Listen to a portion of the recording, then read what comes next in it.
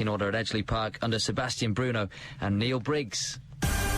BBC Radio Manchester, satellite weather with Diane Oxbury. Well, the radar pictures seem to indicate that we've got quite a few hours of rain to come yet. I think as you get into the afternoon, the weather might start to look at least a little bit better, but it's a slow and steady process. Plenty of cloud cover. The breeze picks up through the afternoon as well, and the temperatures really are not so good. Best anywhere, 17 Celsius.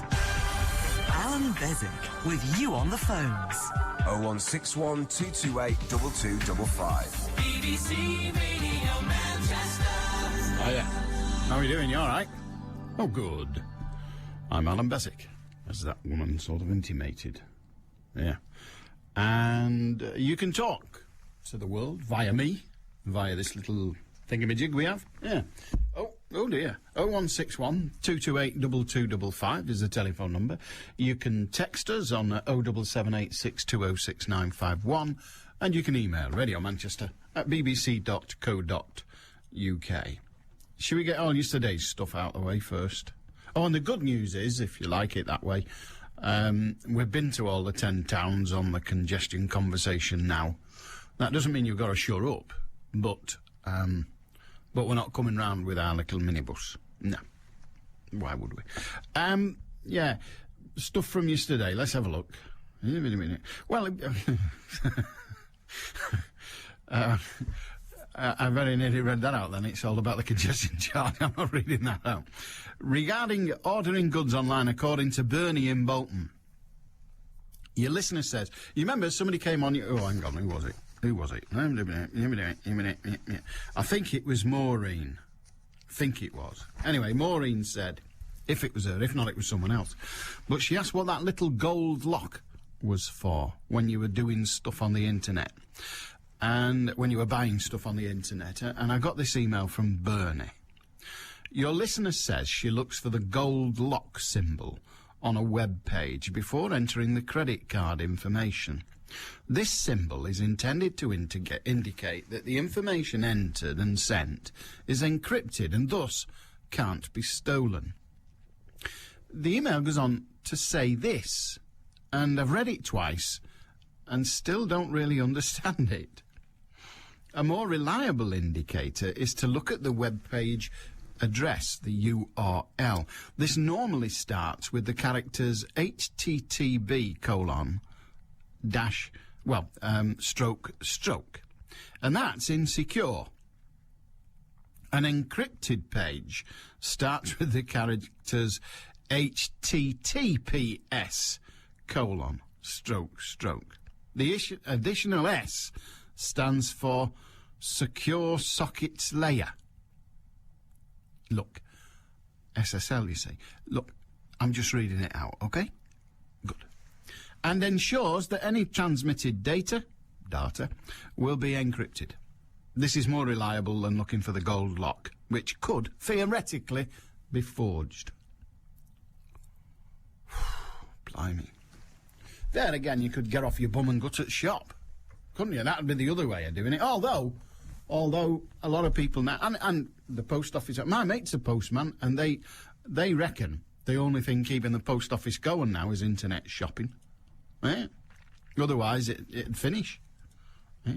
And as for them baggage handlers, now I don't understand this. The baggage handlers at Manchester Airport are talking about going on strike. You heard it in the news. Because the airport's going to make, or the employer. The airport's not the employer of the baggage handlers, but the airport, the employer of the baggage handlers is talking about making some of them redundant. Because there are fewer bags to handle. And the baggage handlers are saying, hang on a minute, you can't make us redundant. Well, I never quite understand that, because what do the baggage handlers want the company to do? Do they want to say, well, OK, you sit in the canteen and do nout, because we've got no work for you, but here's your money. Dear God, you think we had a Labour government, wouldn't you, if that starts happening? This is the Northwest's biggest sports station. BBC Radio Manchester. The Rugby League Hour. Well, it wasn't just rugby league, was it? Absolutely. He was an incredible fellow, Eddie. He had two sides. He was a Piscean. And I knew him, first of all, as a rugby league commentator in Manchester. I was always very suspicious of Eddie. He was part of the Leeds Mafia. The Rugby League Hour. Has Keith Senior got a little boy? And if so, would he be known as Keith Senior Junior? Well, he might be known as Junior Senior. The Rugby League Hour with Jack Dearden. We don't see significant progress by halfway next season. It will be time to get rid. The Northwest's biggest sports station. The Rugby League Hour. Thursday evening from 7. BBC Radio Manchester. Eddie Waring. He was rubbish, wasn't he? Wasn't he absolutely bloody rubbish? Mind you, the only one I've ever heard that was a more rubbish rugby commentator than Eddie Waring is Ray French. God, he's rubbish. Well, he is. I'm not sure that the job is quite as demanding as some people would have it. All you've got to say is who's got the ball and what they're going to do with it. I never quite understand why they do that anyway. I mean, it's there for all to see on the telly, isn't it? Yeah. And the other one who I think doesn't cut the mustard much is... Now, what's his name? On Sky. The one with the bald head. In the commentary team. Steve-O. Very knowledgeable. He talks... Well, he never says use. He never says, I'm going to use that. I'm going to use that duster. He always says utilise. Now, I'm sure the two words mean the same, but he would never use a little word when a big one would do. Very strange. Anyway, I said I'd do these emails. Splashing a pedestrian by driving through a puddle of water could result in driving without due care. I think there's such a case reported in recent years, says Kevin. There might be. I've no idea. No idea at all. And we had a call about unsolicited goods yesterday as well. No, I'm just tidying up from yesterday. I spend my life tidying up one way or another. But our caller on unsolicited goods was Frank. Now, also Maureen. And that was it. Frank and Maureen both talked about unsolicited goods. And Malcolm says, Alan, I apologise for the lateness of the contribution to today's programme. I think he's talking about yesterday. But this is the first chance I've had to respond. Regarding the sending of unsolicited books, whilst I have no doubt the advice you gave is absolutely correct, if the parcels were indeed unsolicited. However, I would suggest that your callers had in fact unwittingly entered into an agreement with a so-called book club. As you so rightly said, any company that continues to send unsolicited products is not going to stay in business for long. These book clubs usually catch people by advertising very low-priced books, but the small print of the contract stipulates that they will send the editor's choice every month thereafter. The way around this clause is often that the customer send a letter every month in advance advising the company that the next editor's choice is not wanted. Otherwise it'll be sent, invoiced and the debt chased. Indeed, if a certain number of books are not subsequently purchased, then a penalty payment becomes due. As this is a legally binding contract, says Malcolm, to which the customer has agreed, I doubt any court in the land would defend the customer who just keeps the books and refuses to pay them.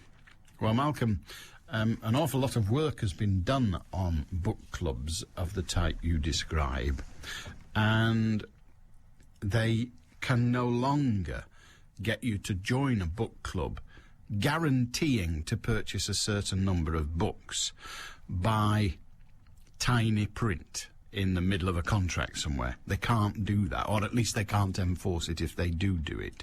You've got to make an absolute decision, and a very clear decision. It's got to be made to you clearly that that is what you are doing. So, although historically book clubs operated in the way you just said, and I'm sure some try it on even now, because the world has always got an ample supply of new gangsters, it's not like that. In general terms, it's not like that any longer. So there. We can't escape the congestion charge, unfortunately, you might say. Indeed, we can escape it. We can vote against it if we so desire. But I got this when the great congestion charge debate was going on. It comes from Paul, and he says, "Hi, just to put some of my concerns about the congestion charge, or indeed con-tax for short, as I live on the other side of Manchester to where I work, improved public transport would not help me. If I was to use it, then it would take me 3 times longer than it does now, including 2 trains and a tram. I've not been late for work whilst working there, but this would change if I had to rely upon public transport. Also, I'll be taking a longer route to and from work, so that I will only pay the once each way, and another thing that I will have to take into account when changing jobs." I didn't quite understand that sentence, but never mind. "First, the contacts. The way it's set up will make it hard for most to work out when to pay and when not, and how much, mainly for visitors that will not know how much to pay for the day, who will run the contacts, and how much are they going to make." Well, you need a comma in there somewhere, could I suggest? But how much are they going to make? Will this be capped, or just another that will rob a pot of money?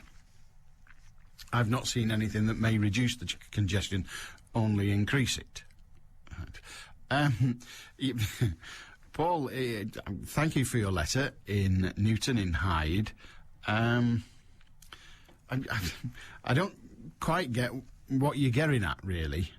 I can't grasp it, but no matter, you'll get the opportunity to vote, and when that opportunity presents itself, clearly you're going to be one of those people that decides you're going to vote against it. But he does say, "I fully accept that traffic is worse during term time. I'm just unconvinced that it's completely due to the school run, as many think. Why do I say this? When I used to commute into Manchester, there were few schools directly along the route I used, and I normally claimed early shifts, so I'd aim to be ahead of the main rush hour, 7 till 2, ahead of many school start times, and yet traffic was noticeably heavier during term time." Not sure, again, what the point is there. But never mind, such is life. 0161 228 2255. If you've something to say, that's fine. We've cleared up from yesterday now. I think we're now on course for new stuff, whatever that might be. And there's an awful lot out there.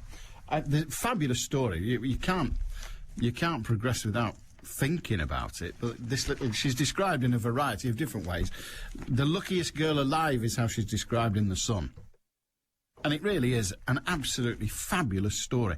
Miracle girl Leona Baxter cheated death when she swept 200 foot along a flooded storm drain and hurled into a raging river. Leonie 3 was sucked underground as she splashed in puddles on a family walk, and her dad, quite extraordinary, her dad plotted in his mind, as it were, the way that the drain had gone, because it was a land drain. It wasn't one of those sealed drains. It was a land drain. And she plotted which way it had gone, or her dad did, and then ran to the outlet of the pipe and extraordinarily managed to pull her from the river. Extraordinary. I mean, the fact that she survived, she didn't get stuck under there or whatever, is just extraordinary and wonderful, isn't it? I mean, we say, don't we? We say an awful lot about we don't do enough good news. Well, that was absolutely fabulous. Fabulous. What a great story. A good news story. Alan, says Derek in Lee, so now schools are going to teach kids how to be happy. I've a better idea. Instead of nanny state interference, why don't we tell the kids the truth? Life is hard. Your educational opportunities are severely limited by intellect. That a true meritocracy doesn't exist in a country still driven by class, that's skewed by money towards privilege and not open to real opportunity. Are kids ready for the truth or a sugar-coated fantasy? I'm not sure that I want to teach kids, depends on their age, that the world is a hard place. First of all, the world is only as hard as you make it. And second of all, it is more difficult to achieve your own personal full potential if you're poor. If your potential takes you into the upper echelons, it is more difficult. But it isn't impossible. Now, the great truth is that most people, it's the nature of life, most people are mediocre. Most people will only ever make small progress, little, a teensy bit of progress in their life, because that's what most people can do. That's all the world can cope with. But everybody, every single person can make the most of their lot, can't they? And I think it's probably a good idea to teach children that, in the end, the only values that matter are one's own. You judge how successful or unsuccessful you are, not by a comparison with somebody else, but by, have you achieved the most that you can achieve? Surely that's the way forward.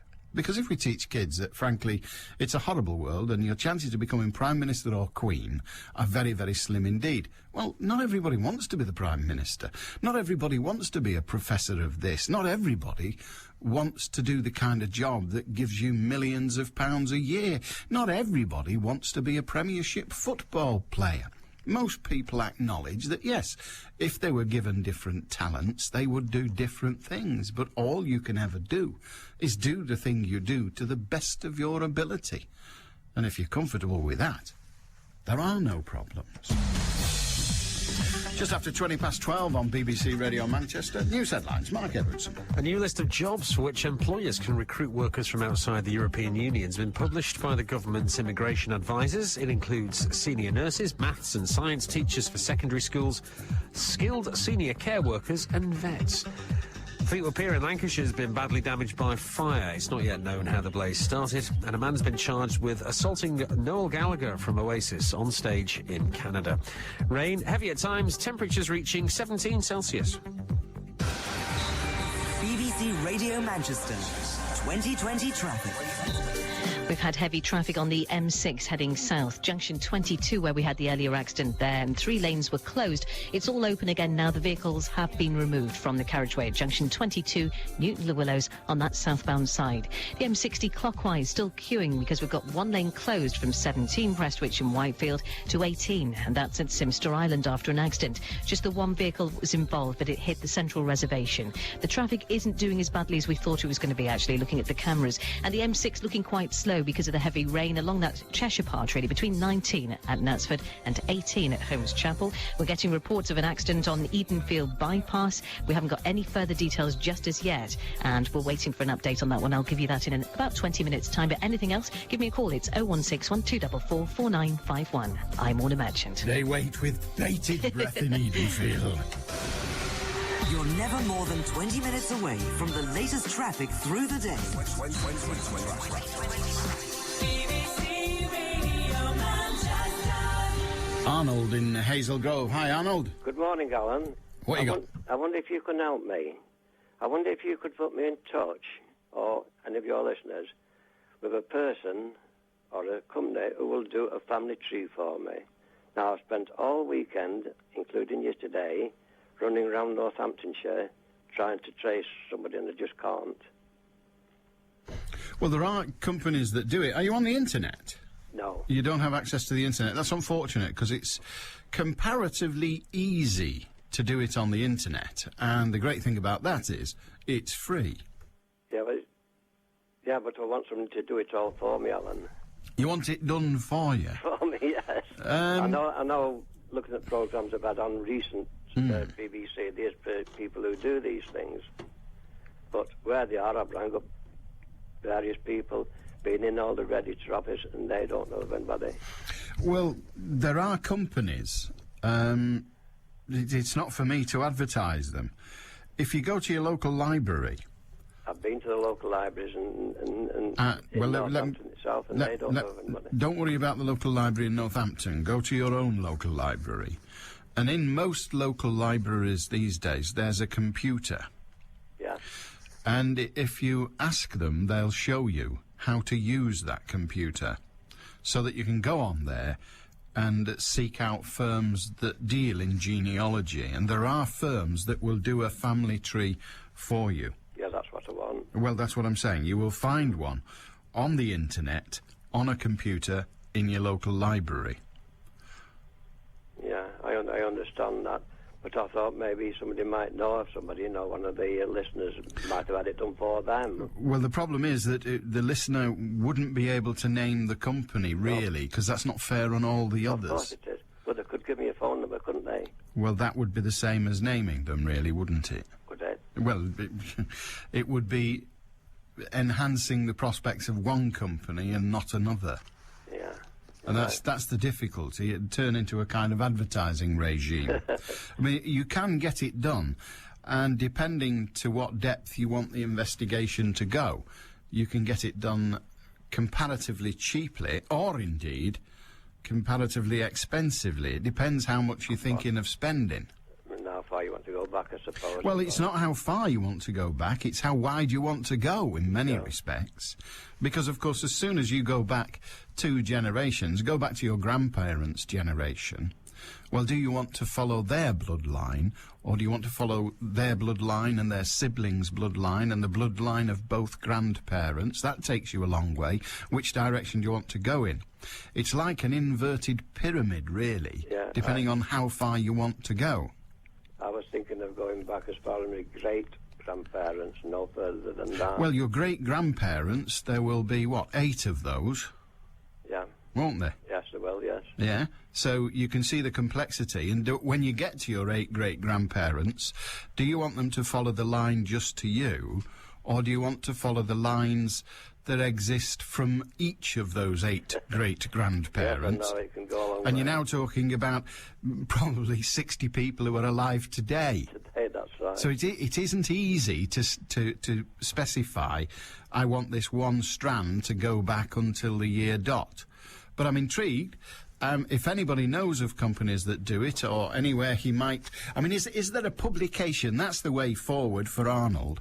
Is there a publication, a book, a magazine, or what have you, that helps with this? Because if you start with that, Arnold, if you find such a publication, a magazine, and I'm sure there must be, because there are so many people interested in doing this now, if you find such a publication, there will, of course, be advertisements in there for all these companies.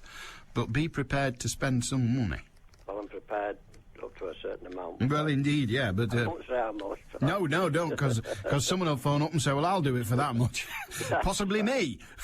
I've got something in the back of my mind. All right, well, we know how to do that. All right, matey. OK, thank you very much. Arnold is interested in pursuing his family tree. No, he's interested in having his family tree pursued on his behalf. We want to know companies that do it, or more importantly, where, without the internet, where he can get knowledge of such companies. Are there any magazines that he can refer to? 0161 228 2255 if you want to join us, and if you can help Arnold. I know loads of people have done it, and frankly, I wouldn't bother myself, to be honest. I don't really care who my great-grandparents were. They've been dead quite a long time.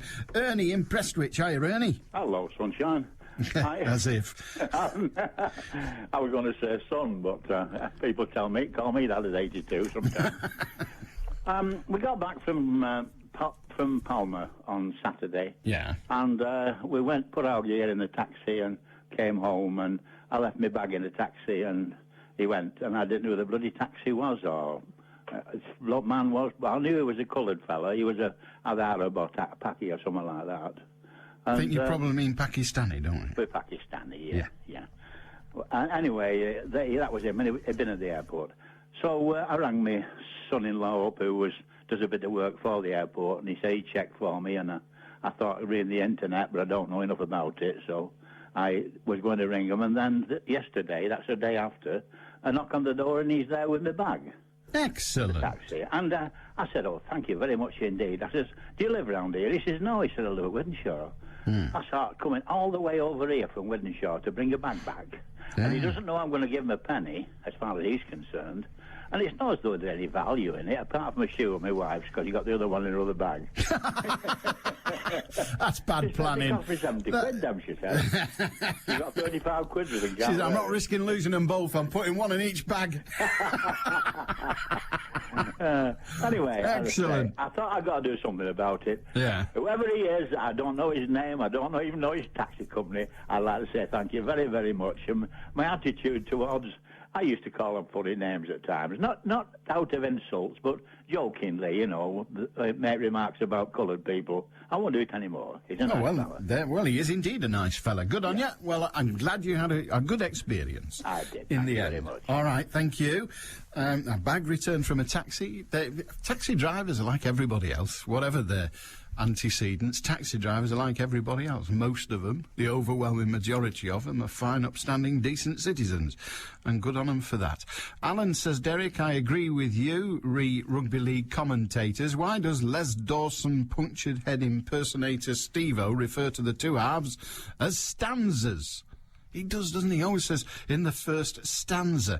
They refer to poetry and can be... Well, that's what he says. They're poetry. Stanzas come in poetry, says Derek. Well, rugby can be quite poetic. And also, they can be any number of stanzas in a poem. Unlike a game of rugby, which has just the two halves. Yes, I know it's an affectation, but it's a bloody annoying one from a twerp. Derek in Lee christens Steve-O a twerp. Kathleen in Pendlebury. Hiya, Kathleen. Hi, Alan. What can we do for you? I was just ringing regarding the chap who was on asking for some info about doing his genealogy. Yeah. If he gets the monthly magazine, Family History... Family History. I don't know how much it is, because I've got one here, but there doesn't appear to be any price on it. Right. It's a monthly magazine, and in the back, there's lists of people who will do research in different areas of the country for him. Excellent. So he just needs to get in touch with them. I think most of them have a telephone number, etc. Exactly. I said if he gets a magazine, there'll be adverts in it. There is. Yeah, there is. good. Yes, I've got one here now. And, I mean, do you get that magazine at the newsagents? Yeah, so you'll be able to order it. Yeah, but you get it at the newsagent. Yeah, well, actually, I've got some copies given me because I've not needed to use it. Right, no, it's just with the price not being on it, I thought it might be subscription only. I can't see anything that says that, but Okay, yes, I never thought about that. That's all right, don't you worry. But they do have them now in our local Salford History Library at Peel Park. Yeah. They have copies in there, so he could go if there's a local history library what area was he in? I've forgotten, but it's no matter because most libraries carry periodicals of one sort or well, another. They definitely have them in the local history library. So excellent. He should be able to get one from there. So that's copy the details down. Copy the details. That's the way. They'll even photocopy it for him. Almost they certainly will. 10p a go. Excellent. Thank you very much indeed. You're very welcome, Alan. Cheers. Okay. There you are. You see, find the magazine, Family Tree magazine and Practical History. I've got them all here. UK subscription to Family Tree magazine, lists and extracts of current month's articles as well as information on how to subscribe. It's beginning to sound like it's a subscription magazine rather than one you buy over the counter, but it might be purchasable over the counter. There's even an online store and all the rest of it. Family History Monthly. Hello and welcome to the Family History Monthly website. The place to keep up with your news. Your family tree. There's loads of references to the magazine on the internet. There's a family history bookshop. There's a good web guide to Family Tree magazine. Really, tracing your family tree, frankly, the best place to start is the internet. I know, but it just is. I know, Arnold, you're not on the internet, but it really is a cracking way to start. But if you go along to your local library, they will quite probably, certainly, I would think, in their family history section, they'll have a copy of that publication, and in there, there'll be advertisements, as Kathleen's just pointed out, of one kind and another, of people that will be able to trace your family tree.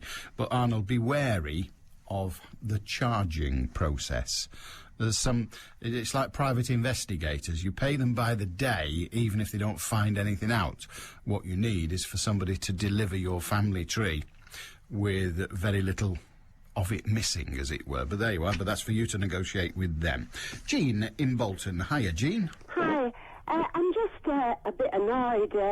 I've been reading about Clarissa Dickinson Wright, and she's been slagging off Jamie Oliver over his school dinners, which campaign, which she says wasn't a success. Well, I mean, it may not have been as successful as he wanted it to be, but it appears to be quite successful to me. And she's saying that, children don't like salads, but they can be taught to enjoy salads. But that's not the main thing. She's on about, his affiliation with Sainsbury's, and she loves supermarkets. I've read her biography. She came over very nice, actually, and she has had a hard life, although she was born with a silver spoon in her mouth. But the thing is, she didn't realise the economics of the thing. I mean, ordinary working class people are grateful for supermarkets, and we can't all just pop in the delicatessens or whatever it is she does. I mean, she went bankrupt after she was on television. She obviously, spends money like water. So I think, I'm grateful to what Jamie Oliver's doing, and although I admire Clarissa, I think she should keep her mouth shut. Oh, that wouldn't do, would it? Yes, it would. Oh, it wouldn't. That wouldn't do. Bickering. Listen, I know. They sort of, leave. Why can't she leave him alone? He's doing his best. He's a good family man, and he works hard, and he's helping all these lads that's been in trouble to get jobs. He's very admirable chap. And, she... Yeah, well, Jean, I wasn't disagreeing with you when you say that he's an admirable chap. I'm sure he is. In fact, in the news today, in, this Wires service that I have access to here, there's a story that Prince Charles wrote a fan letter. That's how it's described. I'll read this little news piece to you. The Prince of Wales wrote a fan letter to Chef Jamie Oliver, praising the celebrity for his campaign to get healthier meals served to school children. It emerged today. Charles has confessed to putting pen to paper after the TV cook showed sparked a wide-scale debate about the dishes offered to youngsters. In an interview with the National Trust magazine, the Prince was asked about his views on celebrity chefs and said, "There's no doubt that many chefs have done a huge amount to raise awareness of quality food and how it is produced. Of course, Jamie Oliver's brilliant school food campaign stands out, and I have to confess that I wrote him a fan letter after his television series." So there you are. And that'll do Jamie's career no harm. Absolutely. But neither will Clarissa Dixon Wright's comments. They'll do his career no harm. It's all publicity, isn't it? Exactly. In fact, I wouldn't be surprised if a PR set it all up. Well, it wouldn't surprise me either. But the idea that celebrities ought to shut up, well, it's a strange request, but frankly, if celebrities shut up, they're not celebrities anymore, they're has-beens. Yeah, possibly. I just thought she was being a bit over-bitchy because she just seemed to be a very nice lady. I'm sure she is, but would you take dietary tips off someone who's 20 stone? Ah, but there's a reason for that. Yes, she's a fat pig, that's the reason. No. She actually has a condition. When she was an alcoholic, she used to drink gallons of tonic water along with everything else, and she's got too much quinine in her blood, and it's affected something, and she can never be slim. So she says. Yeah, I know, I've heard it all, mate. Yeah. I'll bet you, if the Nazis got hold of her and put her in a concentration camp, she'd lose weight. Why? Because they don't get any bloody food. Yeah. She's too fat because she eats too much. True. My father was a prisoner of war in Germany, and he used to always say that no fat people come out of Belsen. Exactly so. Now, one or two of those must have had, one or two of the people in Belsen must have had the same condition as she's got. But they managed to get thin. She's fat because she eats too much. Could be. She was on the One show the other night. She took up the whole settee. Have a good day, Jean. You too. Ta-ra now. Bye-bye. Jamie Oliver's a delightful fellow, I'm sure. Frankly, I wouldn't whittle on the beggar if he were burning, but there you are. Each to their own. Well, he's just a mockney, isn't he? He's not really a cockney, you know. He comes from a rather nice home. Nothing wrong with that. Nothing wrong with that at all. Good luck to the lad. He's done awfully, awfully well. And all he was a kook. And as for Clarissa Dixon Wright, good luck to her as well. She's just a kook, and who cares? She's making a crust. Yes, and she whittled, it's not easy for a woman, she whittled £2.5 million up against the wall. Stupid cow. Hi, Alan. with regards to the guy who broke into the train and made himself breakfast, if he'd done that in America with them and the electric chair, would he be fried? Very good. Very, very good. God bless Eddie Waring, the king of rugby league commentators. He is sadly missed, says DJ in Oldham. No, he's not. He was rubbish. He was it's an up and under. He was absolute rubbish. He was all we had, and I wish they had rugby league on the telly every Saturday afternoon like they did in the old days. But Waring was dreadful. As I say, the only rugby league commentator I've ever heard that was worse than Waring is Ray French. Dave in Rossendale.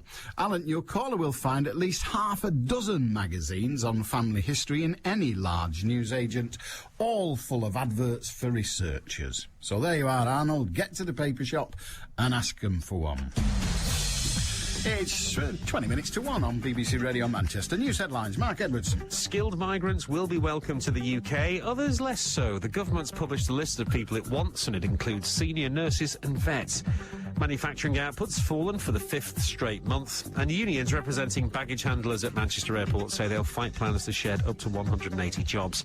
Manchester's weather, wet this afternoon, some heavy rain too, temperatures of 17 Celsius.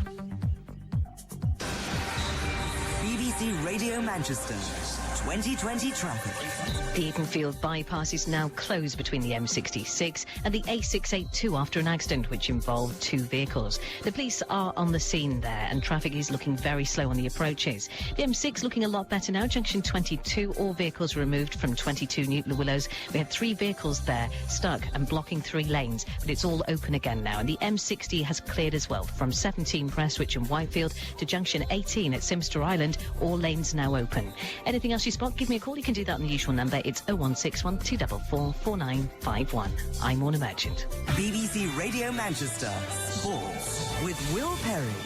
Good afternoon. Well, Brazil playmaker Kaká has brushed aside speculation he could join Manchester City in January. The AC Milan midfielder has been linked with a move to Eastlands, where he'd join up with compatriots Joe, Elano and Robinho. But he told an Italian newspaper, "I will never ask to leave. I've always been treated well here, and I will only leave if Milan decide to sell me." Meanwhile, City's late kick-off with Chelsea at Eastlands on Saturday is a sellout. West Ham are expected to confirm the appointment of Gianfranco Zola as their new manager in the next 48 hours. The former Chelsea striker was on a shortlist alongside Roberto Donadoni and John Collins, but it's understood that Hammer's board were unanimous in deciding Zola was the right man to succeed Alan Kirbishley. Manchester United duo Ben Amos and Danny Welbeck were, plus Kieran Trippier from City are in the England under-19 squad to face Holland at Shrewsbury this evening. Celtic goalkeeper Artur Boruc has been called to appear before the Scottish Football Association's disciplinary committee over an alleged gesture made to Rangers fans in last month's Old Firm derby. In Rugby League, Lee Centurions have completed the signing of Castleford Panthers fullback Stuart Donlan.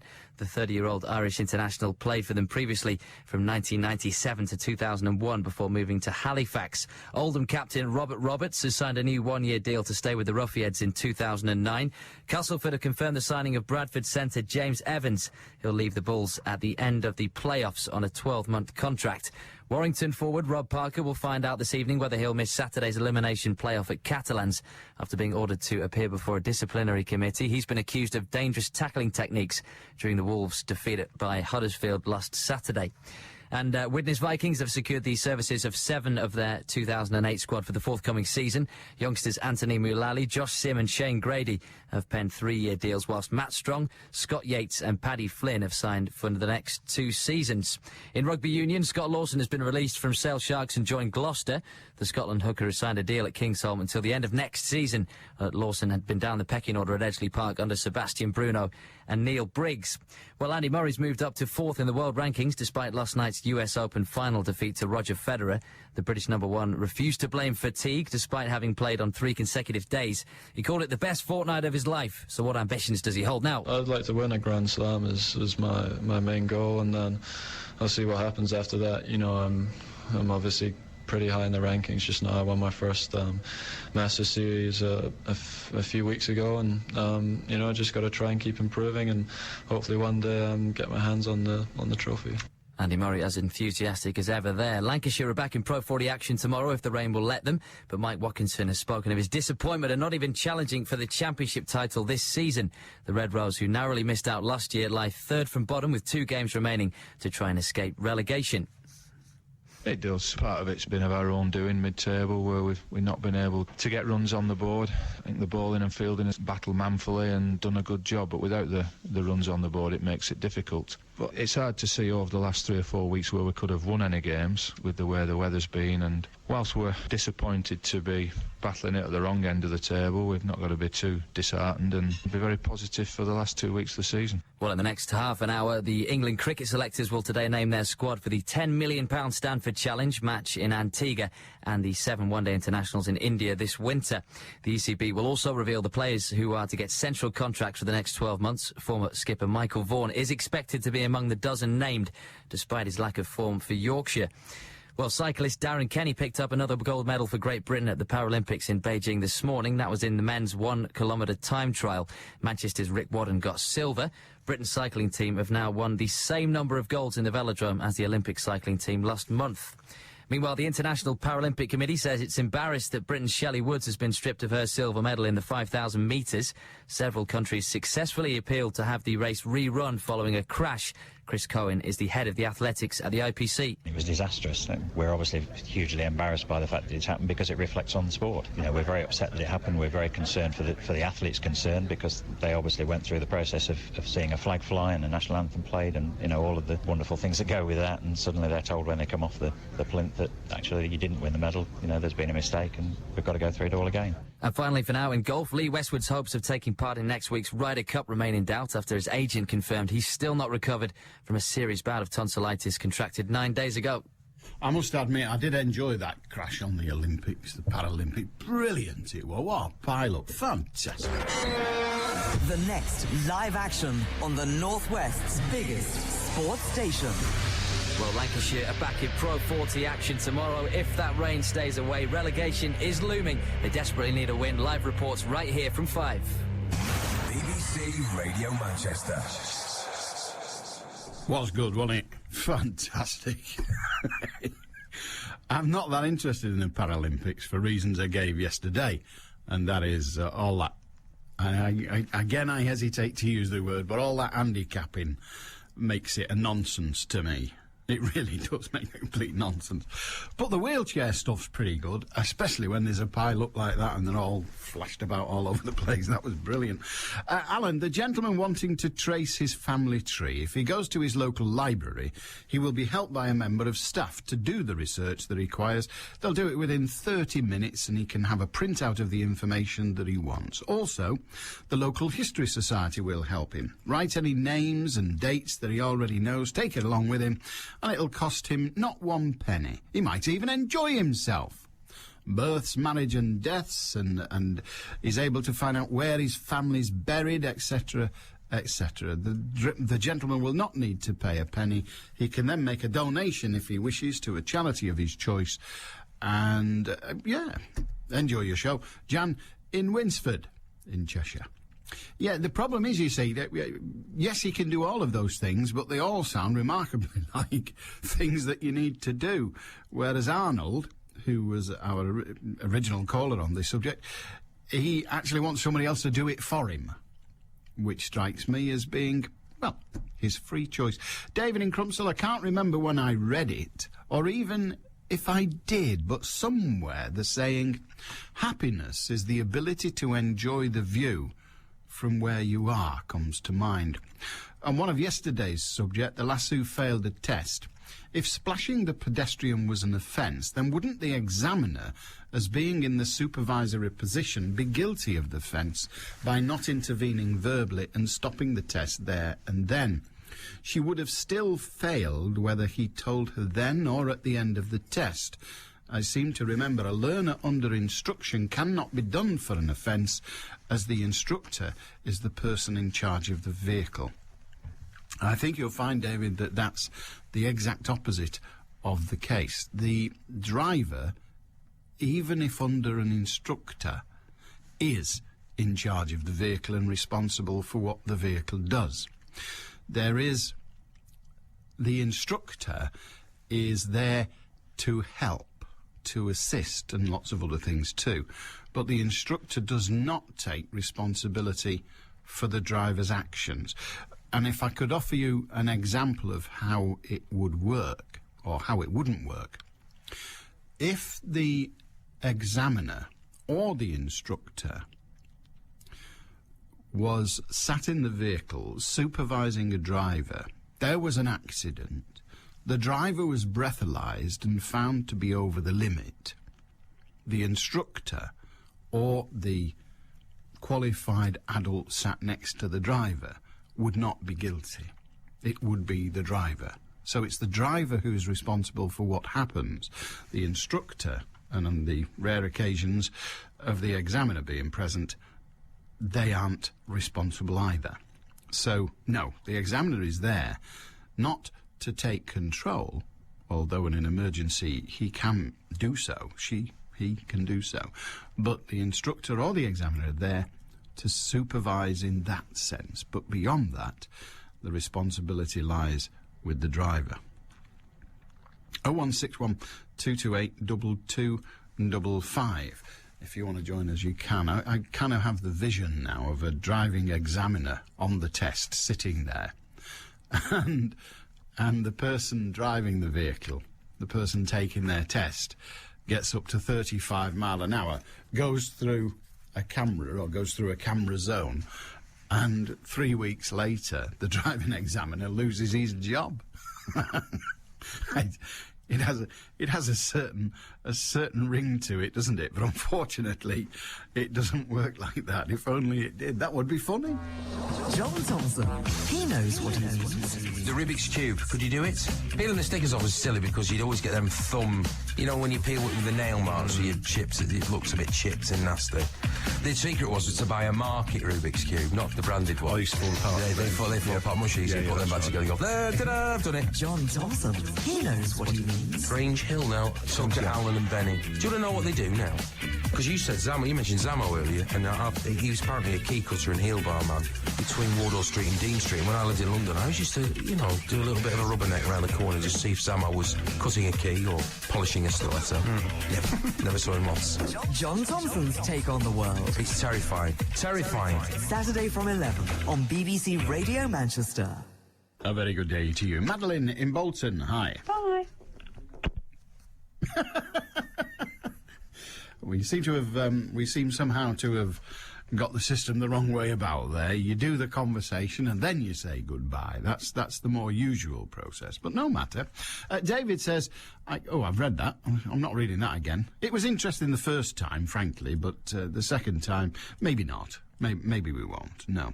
Mark says, regarding the congestion charge, as anyone who travels around the M60 network during the morning rush hours, brackets, we will know the main congestion is around Prestwich to Worsley and also the Kersley Spur to Worsley and Denton to Cheadle. This occurs every single day without fail. So how is the money that is going to be spent on public transport going to change this? I can't see it myself, as most of the people in these jams are not going into the city centre, so will not benefit from the improved transport links, which are primarily to the city centre. I'd be interested to hear what the pro-congestion lobby has to say about this. That's Mark in Radcliffe. Well, one of the things that the congestion charge is meant to be funding is the provision of what are described as yellow buses, the yellow buses being the American style, hopefully not the American vehicles themselves, but the American style designated school bus. And if there were more school buses and they were more reliable and indeed were given priority on roads, then perhaps fewer parents would choose to spend their own money taking the kids to school. So that would be the benefit, I suspect, or the benefit that's on offer. Whether it would materialise, well, you must deal with that on the basis of whether you do or do not trust politicians. Madeline in Bolton, I think we've got you now. Hello. Hiya, Madeline. Hello. I'm here. Can you hear me? Yes, I can. Yeah. What can we do for you? I was just wondering if you could tell me, with all the recent floodings, Do they dredge the rivers? Because we go on walks, and when I go on walks, most of them have lots of weeds and they're chocked up. And I thought, well, if they were deeper, they could hold more. Or would it not make any difference? Well, if they were deeper, by that, if you mean if the bottom of them was lower, as it were, then I suppose they could hold more. But they do get silted up.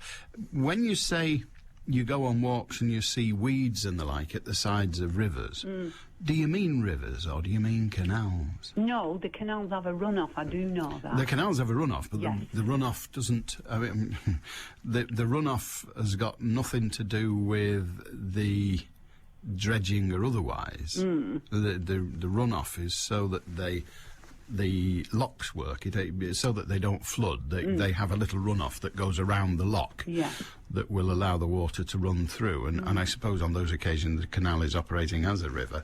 But they don't generally dredge rivers unless there's good reason to do so. For example, if they're used by shipping, they will dredge them if it is required. But I don't think they dredge them generally. No, but would you think that it would be a better idea to try it, and so this water would have some, it wouldn't overflow? Because if I had a bowl full of shale and put water in, it would bubble over. If I took the shale out, it would settle. Yes, it would. But if you look at the amount of shale, you've got to think about, or we would have to, in order to do this equation, to work this equation out, we'd have to look at how much you'd have to take out of the river in order to make an appreciable difference. Well, couldn't they try it somewhere? Well, I feel sure that if it isn't done, I'm trying to work out the physics of it. You see, the first thing is, okay, the river is the level it is, and it's at different levels depending on tide, depending on which part of the river, and all the rest of it. But imagine if you dug a big gully underneath. Now, first of all, that would be an awful lot of spoil. I don't know where you'd put it, but that doesn't matter. We can find somewhere to put it. But there's an awful lot of spoil. But then you think, well, okay, the consequence now is that the river is a foot lower. Well, if the river is a foot lower, what happens next? I don't know. But maybe it erodes the bank in a different way and the bank collapses because you've changed the level of the average level of the surface. I don't know. I have absolutely no knowledge of it. I would be intrigued if somebody knows the answer. But then you've got to look at the cost of it. But look at the cost of all this to other people who are flooded. Well, the first thing you think about there is, well, who bears the cost of a major flood? The answer is the individuals themselves.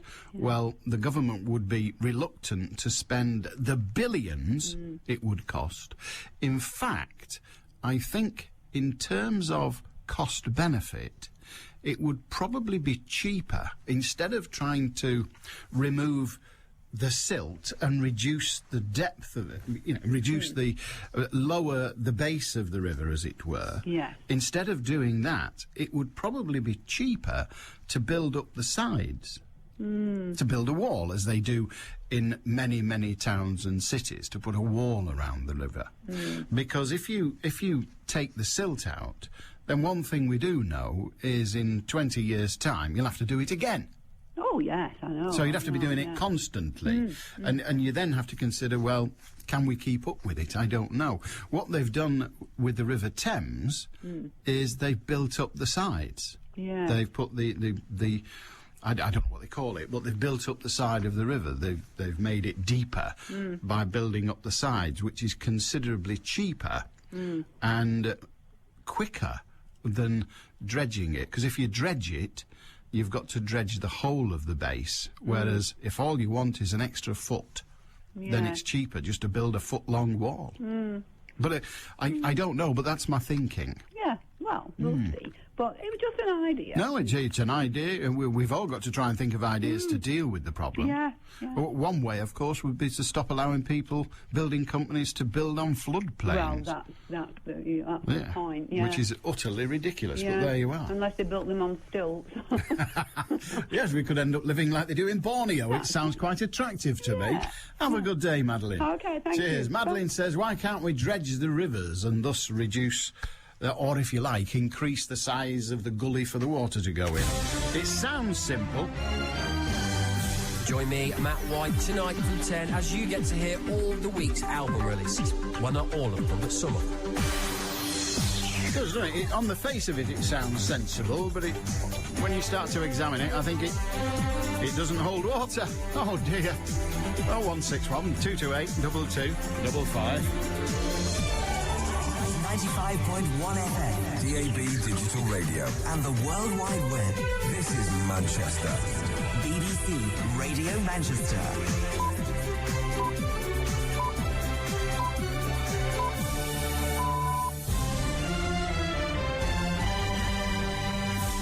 At 1 o'clock, the UK is open to migrants as long as they have the necessary skills. And the Manchester rock legend rolls with it. And AC Milan's Kaka won't join the samba party at City. It's a wet and windy afternoon with temperatures peaking at a high of 17 Celsius. And the Edenfield bypass now open again after the earlier accident between the M66 and the A682. Good afternoon, I'm Mark Edwardson.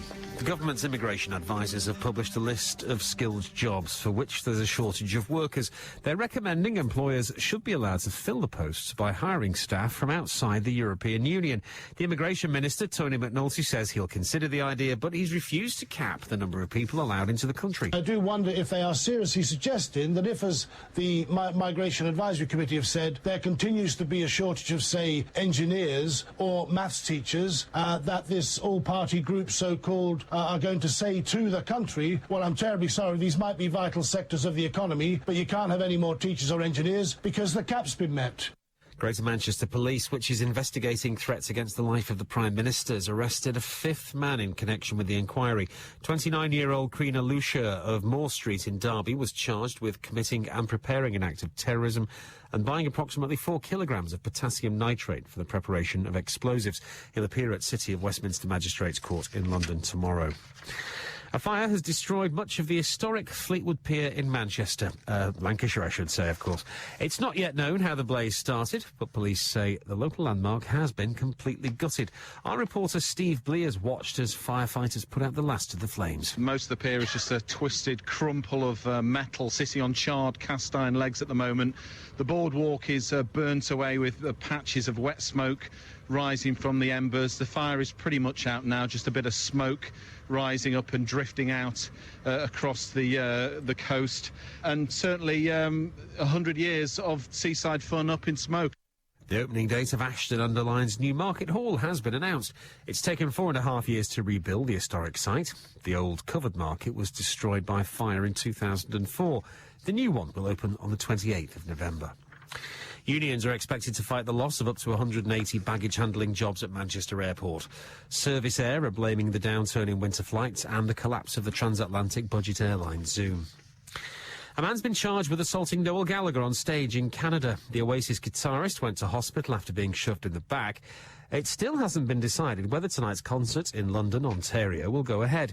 Our entertainment reporter Colin Patterson has the latest. Oasis were in the middle of their headlining set at Canada's Virgin Festival on Sunday night when an intruder climbed on at the back of the stage. The man ran past Liam Gallagher, over to his brother Noel, and gave him a two-armed shove. The guitarist went flying onto his monitor speakers. Bodyguards immediately bundled the invader off stage, and Liam had to be restrained from wading in. After a 15-minute break, Oasis returned to finish their set, and only then was Noel Gallagher taken to hospital for a suspected fractured rib and ligament damage. Daniel Sullivan, a Canadian who is 47, has been charged with assault and will appear in court on October the 24th. A woman from Manchester's failed her third driving test because she drove through a puddle and splashed a pedestrian. The driving examiner said soaking the pedestrian's shoes constituted a road accident and should have stopped to exchange insurance details with the bystander.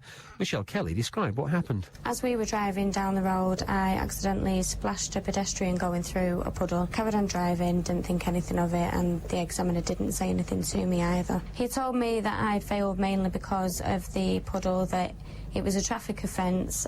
He was treating it as an accident and that I should have stopped, gotten out of the car and give this person my details. BBC Radio Manchester Sports with Will Perry. Brazil playmaker Kaká has brushed aside speculation he could join Manchester City in January. The AC Milan midfielder has been linked with a move to Eastlands, where he joined international teammates Joe, Ilano and Rubinho. But he told an Italian newspaper, "I will never ask to leave. I've always been treated well, and I will only leave if Milan decide to sell me." West Ham are expected to confirm the appointment of Gianfranco Zola as their new manager in the next 48 hours. The former Chelsea striker was on a shortlist alongside Roberto Donadoni and John Collins. In rugby union, Scott Lawson has been released from Sale Sharks and joined Gloucester. The Scotland hooker has signed a deal at Kingsholm until the end of next season. Lawson had been down the pecking order at Edgeley Park under Sebastian Bruno and Neil Briggs. In rugby league, Leigh Centurions have completed the signing of Castleford Tigers fullback Stuart Donlan. Meanwhile, the Tigers have confirmed the signing of Bradford centre James Evans. He's agreed a 12-month deal. Oldham captain Robert Roberts has signed a new one-year deal to stay with the Ruffians in 2009. And in the next few minutes, the England cricket selectors will today name their squad for the £10 million Stanford Challenge match in Antigua and the 7 one-day internationals in India this winter. Well, at least all the players have saved themselves for it. BBC Radio Manchester satellite weather with Eno Erator.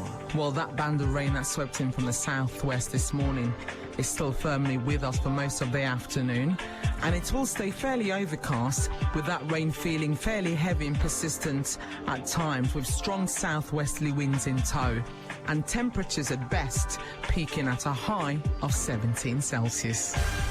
Allan Beswick, halfway through your workday. BBC Radio Manchester.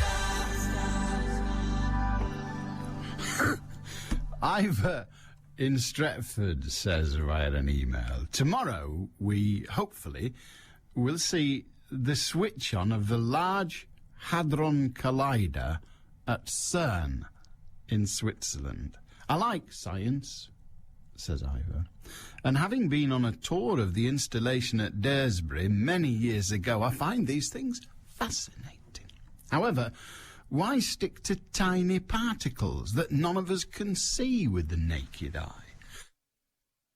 Surely it would be far more interesting to collide Clarissa Dixon Wright with Patrick Moore at 0.999999999 times the speed of light.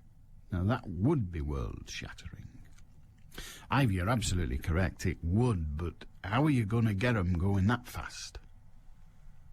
Exactly. I couldn't even consider, I wouldn't drive a bus with them on. So there you are. So I don't know what we do with that. But are you scared? This thing, this particle accelerator collider bangy into thingy, I realise that may not be its technical term, or the technical term for it, but this thing that they're switching on early doors tomorrow, it gets an infinitesimally small thingy, piece of matter, and it gets another one, and then it bangs them into each other, dead hard. You've heard of splitting the atom, which was first done successfully. I don't know how one unsuccessfully splits the atom, to be frank, but the first person to split the atom, I think, was it Rutherford? I think it was. Anyway, it was in Manchester, I know that bit. But that was splitting the atom. That was taking hold of an atom and separating one part of it from another part of it. Most of an atom is space. Most of an atom is nothingness. But there you are. So the splitting of the atom. Now what they're doing is getting hold of bits of an atom, electrons if you like, and banging them into each other. And there are some saying that this will cause a black hole. And there's one scientist argued that it will in fact create a quark. Now, frankly, I don't know what a quark is. I know what a quash is. It was an orange drink when we were kids, but it will create a quark that will then exist within the centre of the Earth. If I'd organised this properly, there'd be some dramatic music now going... da-da-da-ding. Anyway, so it'll create a quark, whatever a quark is. Perhaps I should look up what a quark is. Perhaps I should mind my own business and have nothing to do with a quark. But it'll create... I think he said a quark. It's hard. But I think he said that. Yeah. And when it does, this quark will lurk about in the Earth, building up its energy. I don't know where it gets it from. But it'll lurk about in the Earth. And then, oh yes, then what will happen is there'll be a blowout in the Indian Ocean, like that. And there'll be a beam of light from the quark that comes from under the Earth, round about the vicinity of the Indian Ocean. This is what he said. I know. This is what he said, the scientist. And then, it'll get bigger and bigger and bigger until eventually it consumes the world. So that's what he thinks. That bloke with the funny voice in the wheelchair, he thinks that is all rubbish. So there. Anyway, if you are worried, we have the answer. We've got Eamon and Di. Yeah, Eamon and Diane tomorrow. And if the all gets really big, we want to plug it with Eamon. That'll solve it. Anyway, they're talking about the Big Bang tomorrow morning. They're going live to Switzerland. Well, they're not going, but via the wires. We're going to Switzerland just before the experiment happens. We're going to talk to Manchester University top scientist, Brian Cox, who's involved in the project. So if the world does fall apart, point your finger at that beggar. Right, Cox, after making a bugger of them apples with the ox's pippin and them rattly seeds, now you're buggering about with the world itself. We're having none of it. Unless, of course, it's fantastic. Unless it's absolutely brilliant and we can run the whole world off it, in which case we'll say, well done, Coxie. And not only have we got the Cox's orange pippin, thanks to you, but we've got free electricity and light. Thank you very much. You've been brilliant. Either way, it'll be with Eamon and Di tomorrow, early doors. And then, 9 o'clock, the world might end. If it doesn't, Becky won't be here. And then 12 o'clock, the world's ended anyway, because I'll be back. Rob in Glossop. Hello. Did you get that? It was very science, that was. Well, it was. I was just about to say, it absorbs all radio waves at the same time, so we won't be able to hear you later either. Well, that's a blessing, isn't it? Well, I think we should compliment Mr. Cox for that. As long as the BBC accept that it's not my fault and keep sending the money, I'm not bothered. We'll all disappear into an evil head. That'll do it. Anyway. It's a question for you. I was just listening to the news and this girl who splashed somebody while she was doing a driving test. Yes. Here's a question. She drives under the supervision of the driver who's got the full licence, doesn't she? No. Does she not? No. But it's illegal for it is illegal if you are driving on a provisional licence to drive on your own. Yeah, but we're not talking about whether they're there. We're talking about whether they're supervising or not. Yeah, but when she was driving... I don't know actually the ruling on it, so okay. I'm bowing to your superior intelligence on that. Always a wise move. But I just thought that in those circumstances, you're actually driving under the supervision of the person who's with you, because they will say, right, you need to turn right here, you need to turn left here, you will need to do this and that and the other. And they'll teach you in a professional manner. Now, in this particular instance, I don't know that it says in the highway code that if you splash somebody, that it's an offence. Well, it isn't, because it doesn't list specific things. It doesn't list splashing people anymore. I mean, the highway code doesn't actually say, look, don't run over old people. No, but I think, I mean, I could be wrong here, but I think that's probably wrong. But the highway code doesn't say don't do it. Why? Because some things are fairly obvious. But what the highway code does do, this comes under two rules, and I've got a highway code in my drawer, but I've not got it out. It comes under two rules. The first one is that you should drive with consideration. This is the highway code, it's not the law. You should drive with consideration for all kinds of other road users. Correct. Okay? Well, covering them in dirty water is probably not that considerate. So that's the first one. The second one is that after an accident, you must stop and exchange details with the other party. Mm-hmm. Now, if you just heard the clip in the news, she said it was an accident. Okay, No, it was an accident. She said it was an accident after she'd been told it was an accident. Well, she either did it on purpose or it was an accident. Well, she probably didn't do it on purpose. She did it as By accident. As a result of the weather conditions at the time. No. The weather. I'm not fencing with you, but we've got to say that there's been plenty of water. Whoa. A millionth of a second before she hit the water, it was still there, but it didn't jump up and hit the pedestrian. The thing that made it jump up and hit the pedestrian was her driving through it. Yeah, but so the wet weather... Bar taking flight in the car, she's not going to be able to miss it, is she? Well, yes. You can drive round things. But then you drive onto the other side of the road. Well, you are allowed to drive onto the other side of the road. Not if there's something coming in the other direction. No, you are allowed to drive on the other side of the road when it is safe to do so. The white line, if you weren't allowed, they'd build a wall, like they do on the motorway, where it's not allowed. They build a bloody big wall. A barrier between it. Indeed so. So if there is no such barrier, one is allowed. Now, it's not encouraged when somebody's coming the other way, but one is allowed to cross the central brow of the road, as it were, safely. So she could have slowed down, even, horror of horrors, stop, and then go round it. She could have done that, she chose not to. Yeah, it was a decision. I know it was her decision, but she was, as a learner driver, probably not aware of that part of the law. I mean, if she was if she was a junior barrister, then maybe that you say she should know that level of detail of the law. I'm leaping to her defence because there are many occasions when you're driving down the road, and if you can't see something, you go through it, and it is purely. And we're using the term accident, and you'll jump on. I know you'll jump on it and say an accident is therefore, you should stop and all the rest of it. But it happens day in and day out. I just thought there would have been a little bit of latitude with the. Well, you see, the examiner, and remember, this was an examiner. The examiner is not there to tell you not to do it wrong.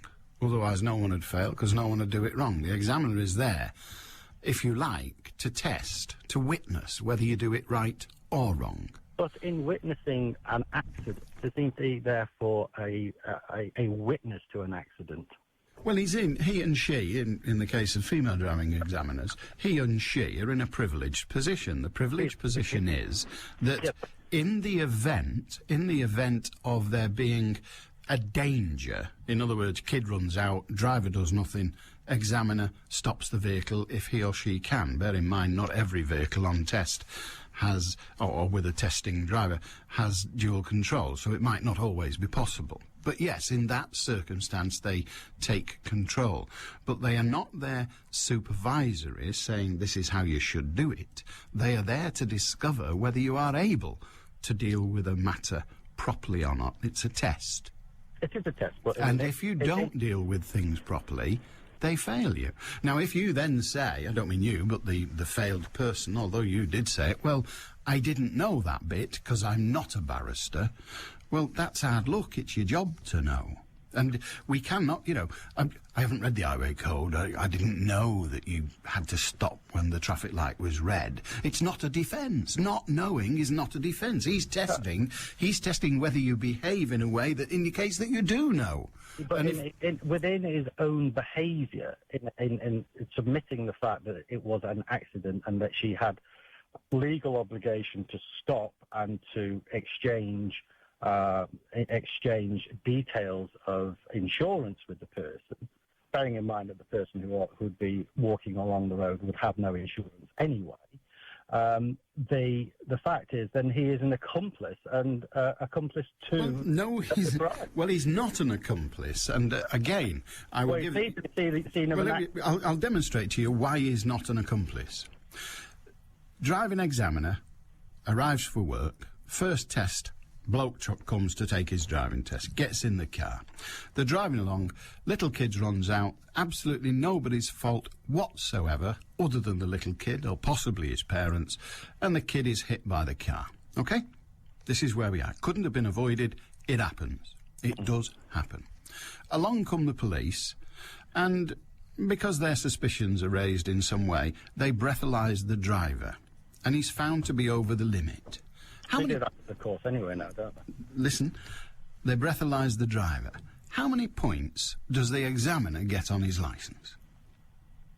The examiner doesn't get any. Why? Because the accident has occurred and the police have been tried. Wait a second. Where we're missing the point on this one, Alan, is that he has said that it was a criminal offence to splash the lady. It was an accident, and therefore they should have stopped and they should have exchanged details. Now, within that, they're saying that the fact that it was an accident, you could have subtitled it that the police should have been informed in order for that insurance claim to be valid. Well, no. An insurance claim is no more valid or not with or without the police. The insurance... You need a crime number to advise the police. The police and the insurance companies are not linked. The insurance company may say that without a crime number we do not believe you, but there is no legal requirement for there to be a crime number. There is none. Now, the insurance companies... within the report on the news, it was said that it was assault. If it was assault, then there should be a crime number. In the report on the news, they did say it could be construed as an assault. That would be a matter for the victim of that assault and the authorities, and frankly is nothing to do with the accompanying party. What we do know, and you may not like it, is that the woman failed her test. She failed her test because the action she took during the course of the test was not acceptable. Now, a number of people have expressed the view that you've expressed, and the authority who employs the driving examiner has said that he has done precisely what he was required to do, and that is exactly the interpretation that the law requires. Now, they might all be wrong, and indeed you might be right, but I know where my money's going. 3:30 at Kempton. Okay. Have a good day, Rob. See you, Cheers, Alan. mate. Bye-bye. It's just gone 1:20 on BBC Radio Manchester. News headlines, Mark Edmondson. Skilled migrants should be welcomed with open arms, others not. That's the advice from government advisers who've been looking at reducing the number of people coming to the UK. Greater Manchester Police, which is investigating threats against the life of the Prime Minister, has arrested a fifth man. And the fires destroyed much of Fleetwood Pier in Lancashire. Police say the landmark has been completely gutted. Manchester's weather, cloudy and wet this afternoon. Some showers, could be heavy. Temperatures up to about 17 Celsius. BBC Radio Manchester, 2020 traffic. The Edenfield bypass was closed because of an accident between the M66 and the A682. The road reopened a little while ago now, and traffic is back on the move now. It's looking a lot better than it was. We've got some slow traffic in Bolton, though, the A58 Berry Road where the temporary lights are, and that's along that stretch near Tong Bridge and Milnthorpe Road as well as Crompton Way. Resurfacing going on there and a contraflow in place. Expect delays. Anything else? Give me a call. You can do that on the usual number, 0161 244 4951. I'm Orna Merchant. Decongesting Manchester, one car at a time. 2020 traffic. BBC Radio Manchester. 3 men were caught on camera enjoying the ancient and barbaric sport of cockfighting, which was outlawed in 1835, according to the courts today.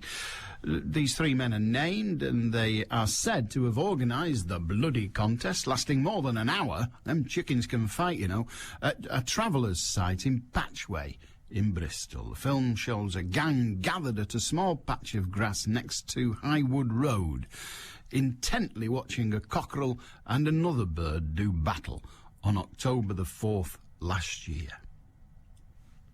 Who cares? Lunchtimes belong to Beswick. Allan Beswick. BBC Radio Manchester. Couple of chickens as a scrap, bloody hell. Stuart in Stockport, hiya. Hi, Alan. Just regards to this learner driver Yeah. and the splashing. Now, I passed my test December last year. I'm 36 years old. So I'm no boy racer by any stretch of the imagination.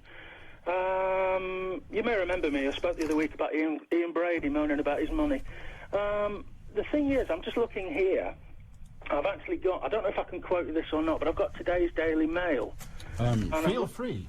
Oh, right, OK. Basically, they've obviously ran What a story. page you got? Page 27, Daily Mail today's Okay. paper. Right, I got it. Right, oh, you've got the paper. Oh, right. Yeah. Oh, the highway code. Go on. Yeah, and basically, you can see there, it says Highway Code Rule 144 and number 147. Yeah. Now, the thing is, the driver of the vehicle is 100% responsible. It is considered to be a road accident. Yes. Now, I only ring up because, I mean, you could say, well, you've recently passed your test, so you should be fairly up to date with the recent rules, bar any changes since last Christmas. Fair comment. What I'm saying is, I do have some sympathy for on the basis of the fact that it costs a fortune, it's not cheap. But by the same rule, you know, the point is, you, as a driver, you have to be prepared for any and all eventualities. You can't exempt yourself from certain rules. Oh, I'll exempt myself from rules 96 to 107 because it was raining, or, you know, my mum wouldn't go to the shops for me. I mean, come on. You've got to be, you are 100% responsible when you get behind that wheel, from the very first moment you get behind it to the last moment that you leave it. Whether you're a fully qualified driver or a learner, it makes no difference. The examiner is not responsible for what you do. The driving instructor is not responsible for what you do in that sense. They are there to teach you how to operate a vehicle. They don't actually teach you how to drive. What they actually do, the examiner, and any examiner will tell you this, they teach you how to operate a vehicle. But you must be fully aware of the rules of the road. That's why we have a highway code. You know, otherwise, what is the point of a highway code? We'll just set off at 90 miles an hour because we want to, or we'll splash people because it's fun. No, it is considered to be a road accident, and I knew that. I was fully aware of that when I went for my driving test because I read the rules for the road. You know, that's what they're there for. If you're not prepared to follow them, well, you know, more fool you, basically. Well, quite so, yes. You didn't get any sympathy from me.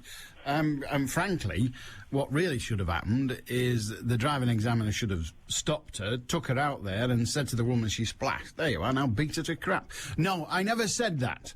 I never said that. But you're absolutely right. The person sat behind the wheel is responsible for the vehicle. That's basically what I'm ringing to say, because the point is you are, you know, it's not the person sat in the back seat, it's not the person sat in the passenger seat, you are the driver. If you go around a roundabout and you switch lanes mucking around and don't give signals and cause an accident, that's your fault, not the person sat next to you, whether you're a learner driver or whatever. The same if you splash somebody. I mean, the rule is stating that be considerate, be careful of, and considerate towards all types of road users. That includes pedestrians. Indeed, that is what the rule says. We mustn't get carried away with the idea that the highway code is the law. It isn't. The highway code is just that. It's a code. There are parts of it that, of course, correspond with the law. In fact, Kevin makes that point. People should not quote the highway code. I don't know why not, but he says the highway code is just that. It's a code of conduct for advice only. It's not the Road Traffic Act verbatim. Well, oh no, it's not. But it does say highway code rule, and my point is, if it is a rule, therefore it should be followed. Well, yes, but it's a rule that you stop on a red light. If not, but that's it. You see, that's also the law.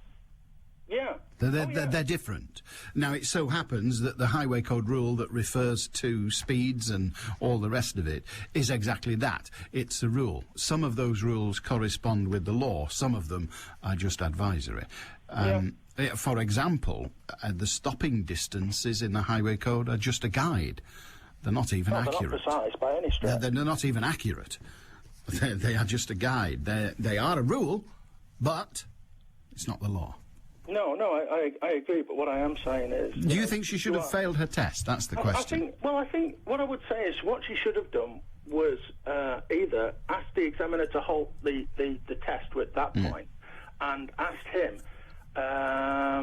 you know, seek advice. That would not necessarily have constituted a fail. I would have actually thought that would have constituted towards a possibility of a pass. Thus, you know, on the but given, I mean, and sought advice. Okay, that's what she should have done, but she didn't, in your view. Yeah. But what she did is what she's tested on. Do you think she should have failed on that? say, because I wasn't in the car. What I would say is... Well, on the basis of what you've read... On the basis of what I've read and seen on television, I would say that looking at the rest of her test, she was quite competent. If you put that incident aside, then looking at it from what... Well, again, you're changing the system. Here's the system. Dead straightforward. She did what she did. Let's say every other bit of her driving was perfect. Yeah. Should she have failed on that one incident, in your view?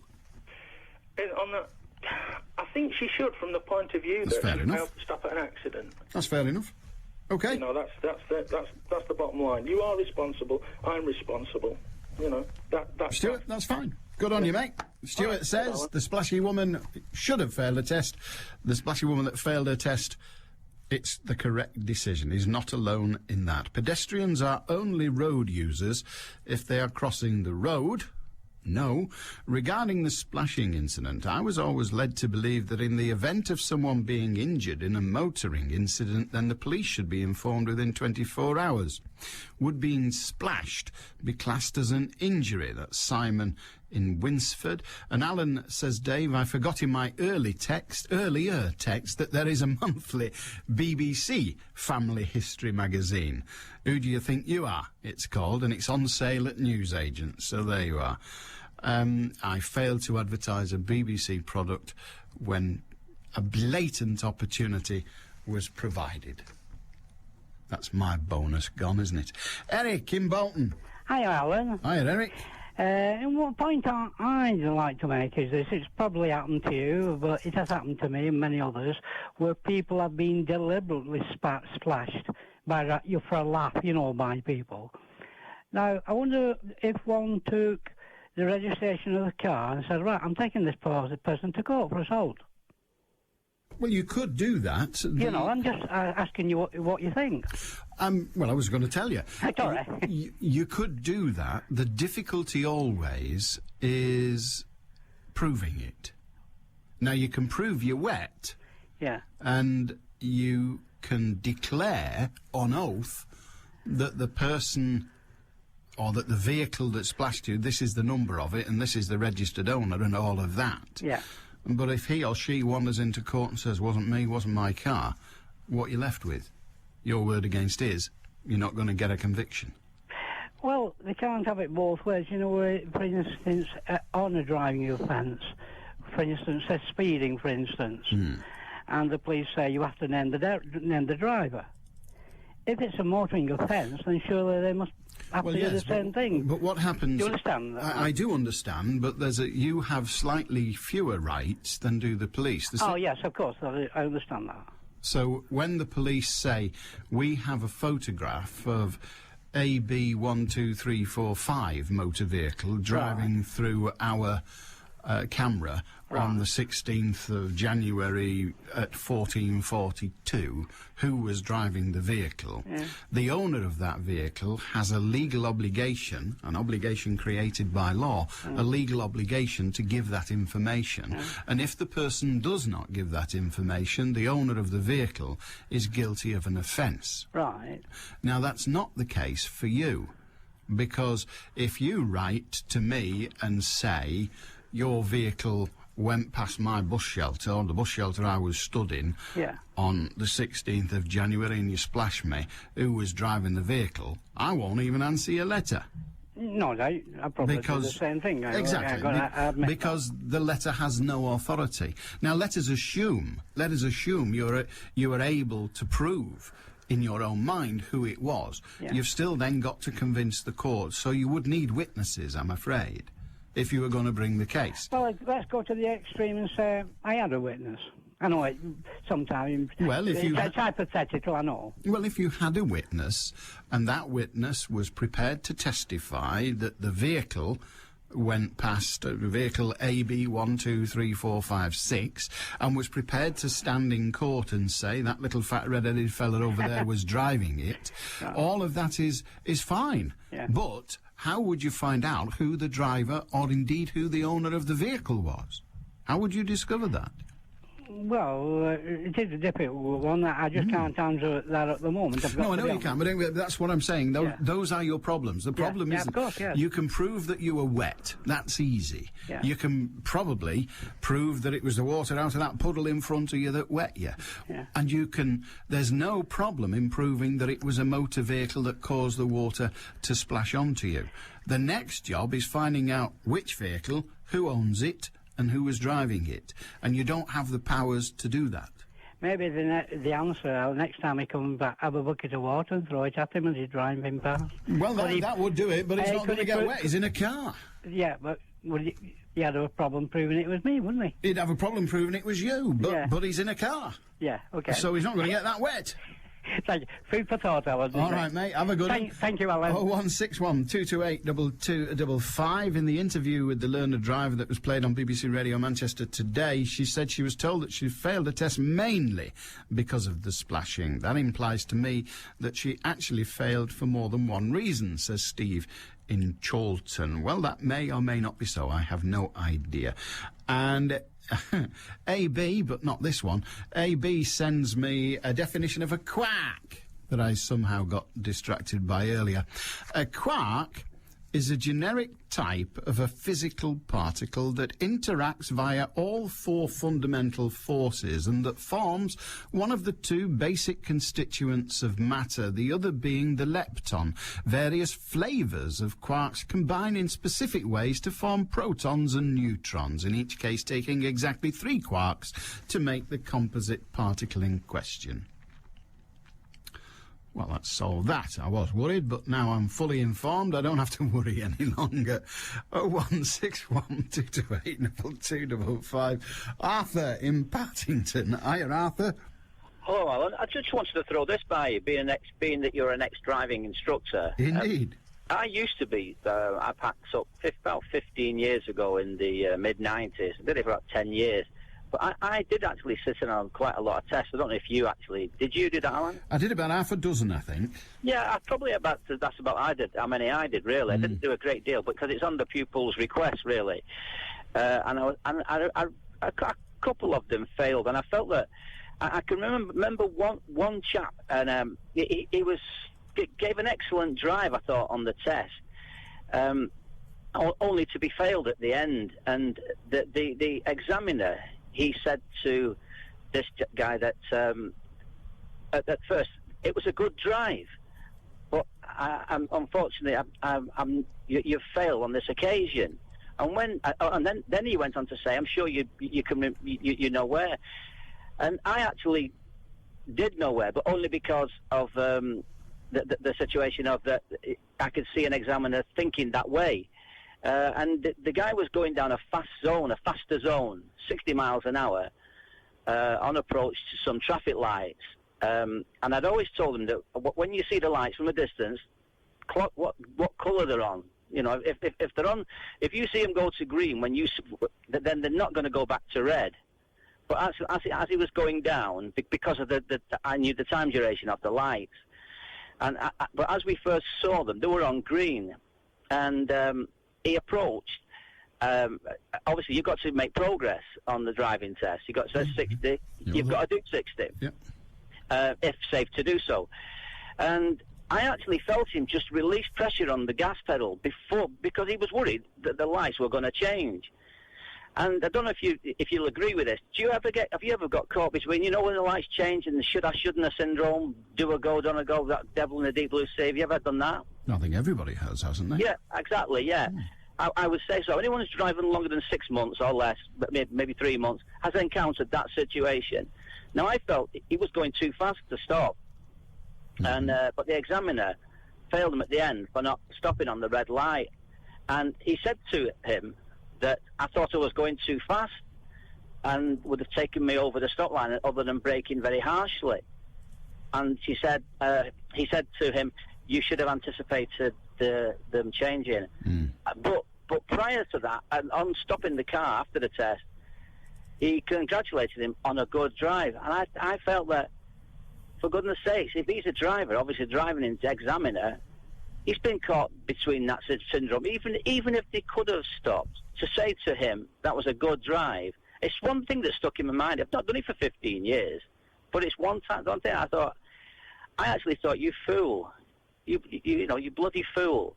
But the problem with those, and we've both witnessed them, the problem with those is they're judgment calls, aren't they? They are, yeah. And yes, you felt, and it's important that you did, yes, you felt the driver's foot come off the accelerator. I did. And so you felt he'd already made a decision that, well, I need to approach this with a little less speed.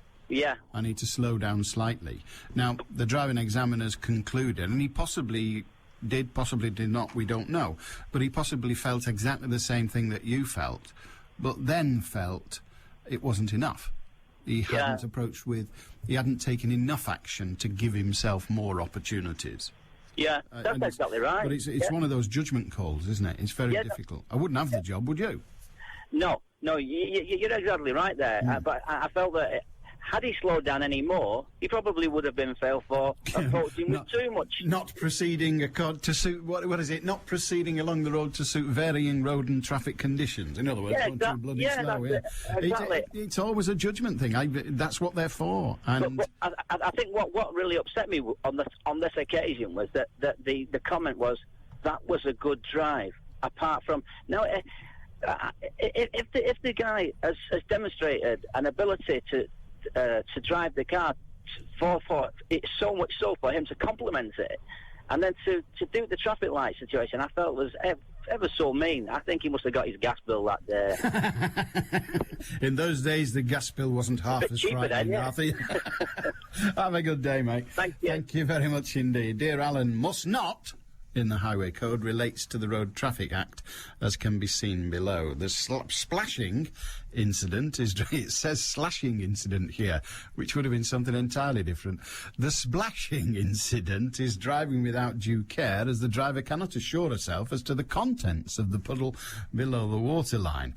Anything could be flicked up, injuring the pedestrian. That's from Dave in Tottington, and he then shows me Rule 144. You must not drive dangerously, drive without due care and attention, drive without reasonable consideration for other road users. Law Road Traffic Act 1988, sections 2 and 3 as amended by the RTA 1991. That's the information he passes us, so thank you for that, Dave. And yes, you're absolutely right, but a slashing incident would be far. You must not wee on pedestrians as you go by. That would be absolutely fantastic. And my favourite advertisement on television for quite some time is the one where a boy racer sees a puddle next to a bus shelter full of people and accelerates in order to make sure that he splashes even more of them. And when he hits the water, he falls down a dirty great big hole. And I did enjoy that. It's 19 minutes to 2 o'clock on BBC Radio Manchester. Rebecca Crabtree has got the headlines. Greater Manchester Police is investigating threats against the life of the Prime Minister, having arrested a fifth man today. A fire has destroyed much of Fleetwood Pier in Lancashire. Police say the landmark has been completely gutted. And a solicitor from Manchester is to represent more than 1,000 holidaymakers who've been diagnosed with salmonella. Andrew Morton at Panonis is to sue First Choice Holidays by holidaymakers who feel they are responsible. Manchester's weather cloudy and wet this afternoon. Some showers could be heavy. Temperatures up to 17 Celsius. BBC Radio Manchester 2020 traffic. We've had some slow-moving traffic on the A580, the East Lancs Road around the Goulburn area. It's just a little bit slow, looking at the speed sensors there. And the M6, starting to ease now, but it's still quite heavy northbound between junctions 18, that's around junction 18 at Holmes Chapel, heading up towards Knutsford at junction 19. And I think the wet weather hasn't helped things really. It's stayed quite heavy around that section of the motorway on both sides for most of the day today. It seems to be just northbound that's looking slow now, though. And anything else you spot, you can always give me a call. It's 0161 244 4951. I'm Warner Merchant. BBC Radio Manchester Sports with Joanne Smith. Good afternoon. Brazil playmaker Kaká has played down speculation he could join Manchester City in January. The AC Milan midfielder has been linked with a move to Eastlands, where he'd join up with compatriots Joe Alano and Robinho. But he told an Italian newspaper, "I will never ask to leave. I've always been treated well. I will only leave if Milan decide to sell me." Meanwhile, City's late kick-off with Chelsea at Eastlands on Saturday is a sellout. West Ham are expected to confirm the appointment of Gianfranco Zola as their new manager in the next 48 hours. Former Chelsea striker appears to have edged out former Italy boss Roberto Donadoni and Croatia coach Slavan Bilic to succeed Alan Kirbishley. Chelsea could be without Michael Essien for the rest of the year, with the midfielder needing surgery on a knee injury.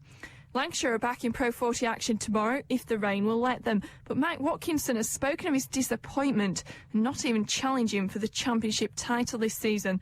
The Red Rose, who narrowly missed out last year, lie third from bottom with 2 games remaining to try and escape relegation.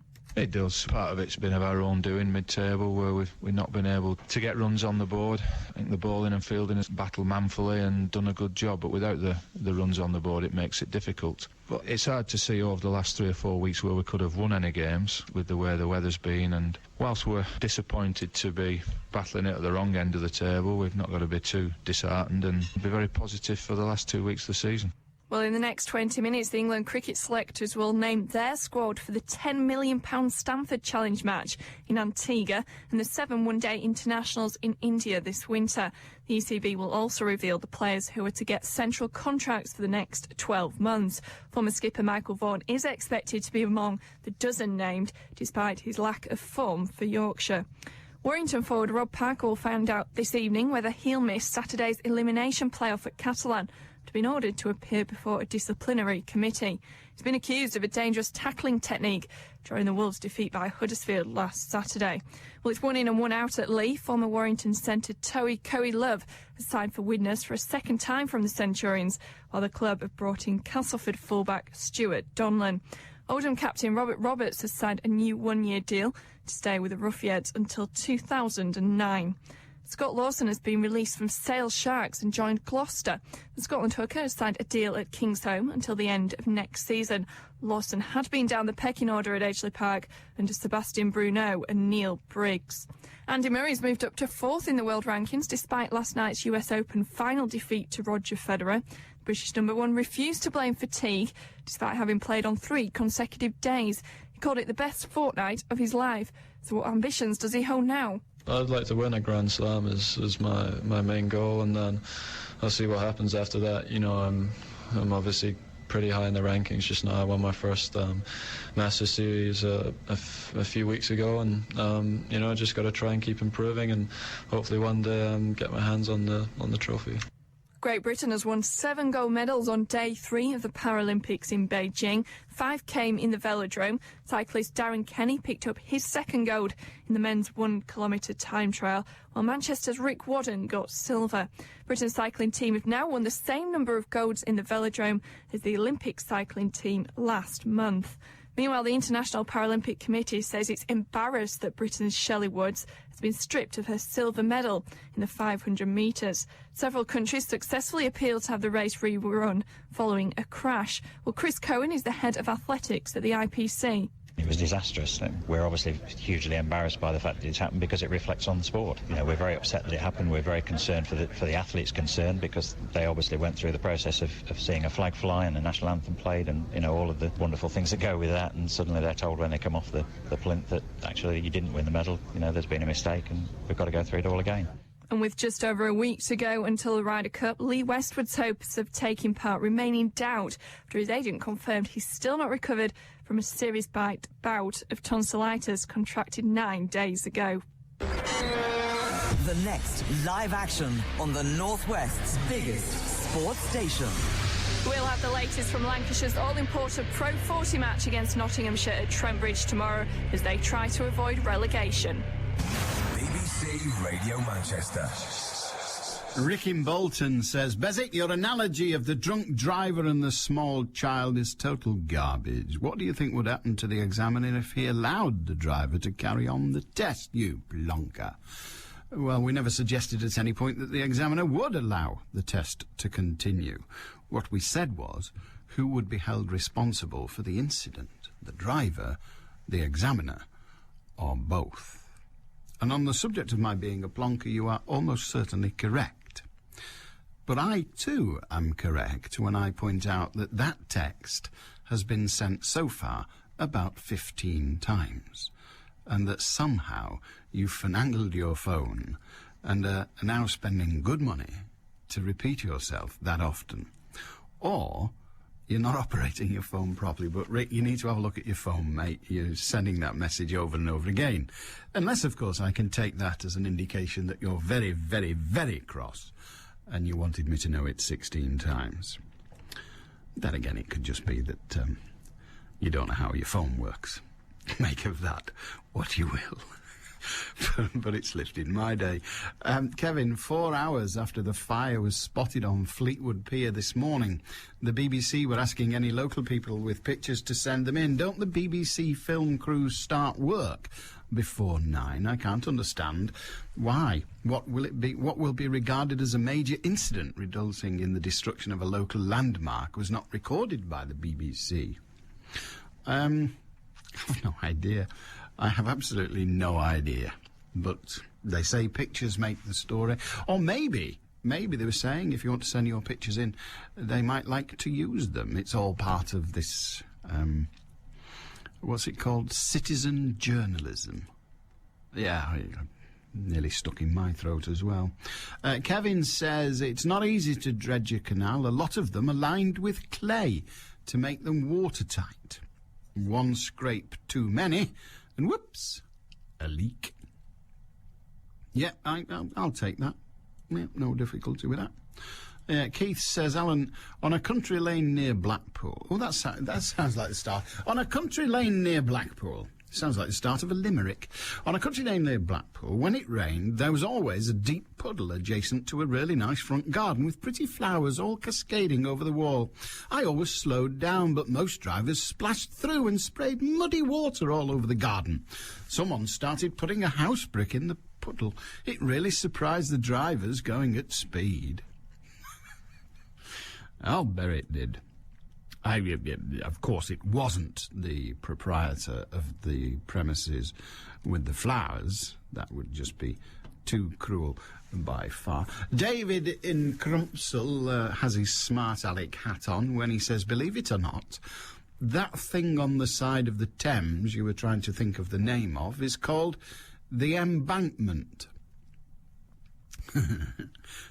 Thank you for that. Yeah. Yes, but the Thames is a lot longer than the bit of it known as the... We're still getting Rick's tests. Rick! I may be a plonker, but at least my plonknosity's free. Turn your phone off, you cretin. Anyway, yes, the embankment, the specified named embankment on the River Thames is longer than the whole of the Thames. So we're still back there. Gordon says... Sky has also asked for the same information about the pier. You see, it's citizen journalism. They all want pictures of somebody else. I have no idea what time the camera crews start, but I do know that they don't all live in Fleetwood. Colin in Bolton, pertaining to a comment I remember you making many years ago, somebody called you sir, and you replied by saying, "Don't call me sir, I work for a living." Would you like to elucidate? I don't understand why a person who works for a living should not be referred to as sir. Colin, it's... Well, the officers in the army are distinguished in a variety of ways. They have pips or batons or whatever, but they have marks on the epaulets, on their shoulders. So an officer, a second lieutenant, will have one pip, a first lieutenant, full lieutenant will have two, a captain will have three, a major will have a crown, but they will have their badges of office on their epaulets. They also wear a belted contraption, which is a belt, a leather belt, with another strap that comes from the belt and goes over the shoulder, down their back to the belt again. That is called a Sam Brown. Bear with me. Now, a warrant officer, WO1, WO2, or what have you, wears exactly the same rig-out, but instead of the pips, crowns, or batons on his shoulder, right, if you do that, if you're a WO1 or 2, a Sergeant Major, for want of a better term, you also wear the Sam Brown. And your badge of office is on your... Well, it's on your forearm if you've got long sleeves on. If you've got short sleeves on, it's a leather strap, not unlike a wristwatch, that you have on your wrist.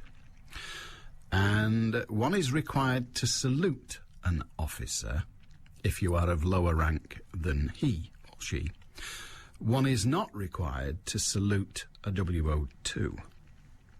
But occasionally, it's easy to mistake a WO2, a Sergeant Major, for an officer, and one will salute him. And if you salute a Sergeant Major, he will scream at you, usually with expletives, pointing out to you, "Don't salute me. I am not an officer. I work for a living." You see? Thank you. The same applies to the sobriquet, Sir. If you call a Sergeant Major Sir, he will say, "Don't call me Sir. I work for a living."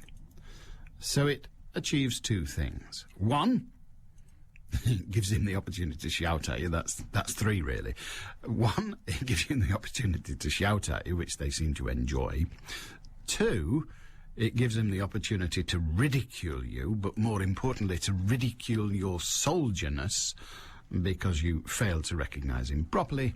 And three, gives him also the opportunity to have a side swipe at officers who everybody knows are Ruperts and Henrys and do nothing more than sit around and talk posh. So that's it. That's the explanation, feeble though it may be.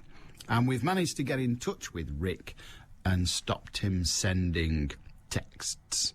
But he says it's okay. He doesn't mind because he gets 1,000 texts a month, or he's permitted 1,000 texts a month free of charge, or at least within the terms of his contract. Rick, the phrase waste not, want not, clearly has not fallen upon you. But no matter. So there, Colin, is the explanation, however tedious you may have found it. Yeah. 0161222. Oh, but no, please, no. Oh, that's all right. David in Sale sent an email, the title of which was Quack. And he tells me that quack is not that thing I said it was before, but is in fact the noise made by a duck from Somerset. Casualty is back on BBC One. 0-0, plot of control over. Okay, wait here for me. Over 60, pulse at 110, GCS 3 receiving. What hit her? A bus? An ambulance. BP's hit the deck, she's in VF. All right, let's shock her. Toby, get the T-fib. If we fail to do our jobs, then people die. Unbreakable. Unmissable. The new series of Casualty starts Saturday night at 8:20 on BBC One. A very good day to you. Chris in Middleton says, having neither Setanta or Sky, could you start a debate on the BBC's Saturday night alternate sport offering of the Eurovision Dance Contest or Dad's Army, so I can join in? There again, forget it, as I didn't watch this muck either, but I pay £139.50 licence fee for the privilege of having this rubbish beamed at our house. Has the BBC gone PC on competitive sport? No, we can't afford to compete with the likes of Setanta and Sky on some occasions, and the governing bodies of sport prefer money to viewers. Because, of course, one of the things we do know is that if you put the football on the BBC, or ITV for that matter, an awful lot of people watch it. If you put it on Sky or Setanta, no bugger watches it, but at least they pay for the privilege. The few that do. So that's it, really. And your £139.50 licence fee, well, you quote two of the offerings that the BBC submitted to you on Saturday, mentioning the Eurovision Dance Contest, which you were wise to avoid, and Dad's Army, which, frankly, probably got more viewers than any of the Sky or Setanta channels, and I'd hesitate I'd hazard a guess that probably got more viewers than all of the Sky and Setanta channels put together, but no matter. For reasons I've not quite fathomed, Dad's Army is still very, very popular. There were a further 4 BBC television stations that you could have chosen, and then again, you could have chosen any one of the 6 radio stations that are beamed into this part of the country by the BBC. So what's your £139.50 for? Well, frankly, 6 television stations, 6 radio stations, an awful lot of internet stuff. So maybe that's not. There again, you could have paid, instead of £139.50, you could have done what I did, which is pay, what was it? £14.95 just for that one boxing match. Now, I didn't think that was ludicrously expensive. I just know that it was very, very, very much more expensive than the whole of the BBC. I may be wrong, says Evelyn, but I've always been under the impression that you could get into trouble for splashing someone driving through a puddle. Even so, must seem a bit harsh to the lady who failed her test. It must indeed, particularly as it was the 3rd time she'd managed to achieve that. 3rd time lucky? No. 3rd time damp. See you tomorrow. Have a good day. I'm Allan Beswick. Bye-bye. Happy birthday. Oh, thank you. Not you, the TC. The